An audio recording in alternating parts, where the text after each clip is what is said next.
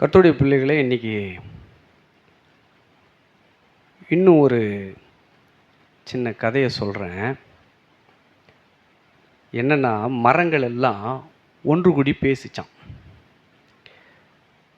எப்பா, நம்மளை இந்த கோடரியானது வெட்டி வெட்டி சாட்சி போடுதப்பா, நம்ம இனமே அழிஞ்சிக்கிட்டு போகிறாப்புல தெரியுதே, நம்ம இதுக்கு ஒரு முடிவு கட்டணும், நம்ம இதுக்கு ஒரு வழிபாடு பண்ணி ஆகணும் அப்படின்னு சொல்லி எல்லாம் கூட்டம் கூடி பேசிக்கிட்டு இருந்தாங்க.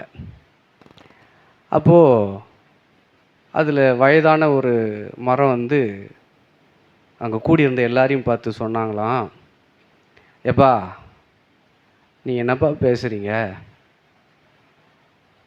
நீங்கள் ஒரு காரியத்தை மறந்துட்டீங்களே, கொஞ்சம் யோசிங்க. நம்மளவன் அதுக்குள்ளார இருக்கிறான், அதனால தான் நாம் குறைவுபட்டுக்கிட்டு வந்துக்கிட்டு இருக்கிறோம், தோற்று போய் வந்துக்கிட்டு இருக்கிறோம், நம்மளால் வளர முடியல, வாழ முடியல, அதை யோசிங்கப்பா அப்படின்னு சொல்லி அந்த பெரிய மரம் சொன்னிச்சான். பிரியமானவர்களே, என்ன சொல்ல வரேன், கோடரி வெறும் கோடரியை மட்டும் மரத்தை வெட்ட முடியாது. கோடரிக்குள்ளே ஒரு கம்பை சொருகினா கோடரியை நம்மளால் பயன்படுத்த முடியும். இப்போ வசனம் சொல்லுது, ஒரு மனிதனுக்கு அவன் வீட்டாரே சத்துருவாக இருக்கிறார்களாம். கோடரி என்பது ஒரு ஆயுதம். ஆனால் இன்றைக்கி நான் உங்களுக்கு சொல்லித்தர விஷயம் என்னென்னா, நம் வீட்டார் நமக்கு சத்துருவாக இருந்தாலும் பரவாயில்ல, நம்ம நம்பினவர்கள் நமக்கு சத்துருவானாலும் பரவாயில்ல, நம்முடைய சூழ்நிலைகள் ஏதோ மோசமான நிலைக்கு போயிடுச்சு அப்படின்னு நம்ம மனசில் நினச்சிக்கிட்டு இருந்தாலும் சரி. ஆனால் பிரியமானவர்களை, நான் இன்றைக்கி உங்களை பார்த்து சொல்கிறேன். ஏசாயா 60வது அதிகாரத்தில் 15வது வசனம்.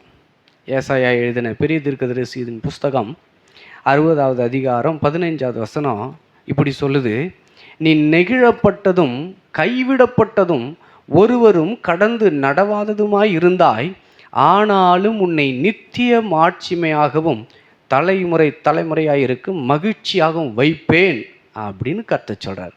அல்லேலூயா. இன்னைக்கு கர்த்தர் நம்மளை வேறு விதமாக பார்க்குறாரு.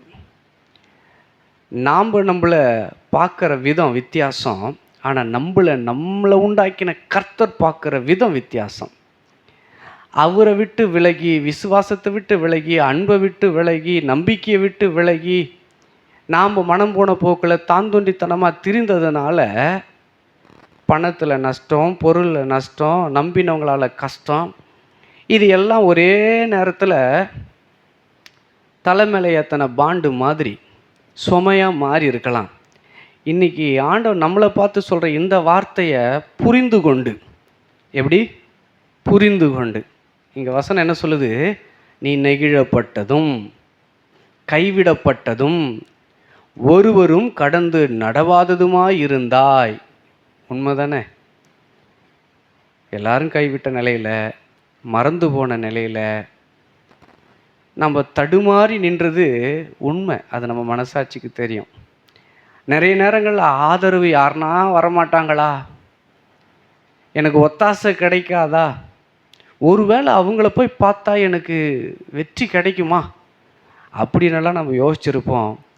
ஆனால் ஆண்டவர்கிட்ட நம்ம வந்து நம்ம செய்த தவறையெல்லாம் ஒத்துக்குன்னு, என்னைய மன்னிச்சிருங்க ஆண்டவரே, என் வீட்டார் எனக்கு சத்ருவாக மாறினாங்களோ இல்லையோ, நான் உமக்கு சத்ருவாக மாறிட்டேன், என்னை ஒரு சனம் மன்னிங்க, இந்த ஒரு வினாடி மன்னிங்க அப்படின்னு கேட்டால் வசனம் சொல்லுது, அவர் மன்னிக்கிறதுல ஐஸ்வர்ய சம்பன்னராக இருக்கிறாராம்.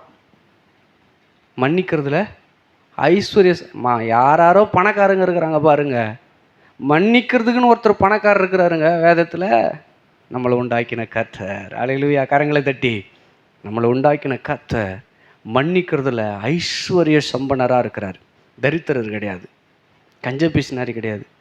நாம் செய்த தவறை ஒத்துக்குன்னு என்னைய மன்னிங்கன்னு கேட்டால் அவர் நீதி உள்ளவராக இருக்கிறார்னு 1 யோவான் 1வது அதிகாரம் 9வது வசனத்தில் குறிப்பாக சொல்லப்பட்டிருக்குது.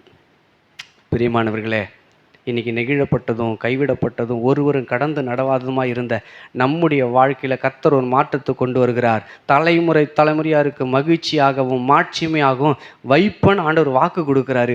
இந்த வாக்கு தத்தத்தை பிடிச்சிக்கிட்டிங்கன்னா கர்த்தர் உங்களை ஆசீர்வதிக்கிறது நிச்சயம். இந்த வார்த்தையை நீங்கள் நம்புனீங்கன்னா கர்த்தர் உங்களை உயர்த்துறது நிச்சயம். அல்லேலூயா. நம்புவோம். நம்பிக்கை தான் வாழ்க்கை. எதையோ நம்பணும். இன்றைக்கி ஆண்டவர் நம்பி பார்ப்போமே, அவர் வார்த்தையை நம்பி பார்ப்போமே, அவர் வார்த்தையின் உடன்படிக்கையை நம்பி பார்ப்போமே, நம்ம கூட ஆண்டவர் பேசி இருக்கிறாருன்றதை நம்பி பார்ப்போமே. இந்த தெய்வம் கைவிடாது இருக்கிற தெய்வம், இந்த தெய்வம் நம்மளை விட்டு விலகாது இருக்கிற தெய்வம், நம்மளை மன்னிக்க அவர் மனம் பொருந்தி இருக்கிறார். ஒப்புரவானா துப்புரவாகும், ஒரு மனம் நறுமணம். நாம் நல்லா இருப்போம், ஆசீர்வாதமாக இருப்போம். ஆண்டவர் விரும்புகிற காரியத்தை நாம் செய்யும்போது நாம் விரும்புகிற காரியத்தை கர்த்தர் செய்வார்னு உங்களுக்கு சொல்லி மனதார வாழ்த்தி ஆஸ்வதிக்கிறேன். கர்த்தர் உங்களை ஆஸ்வதிப்பாராக. God bless you.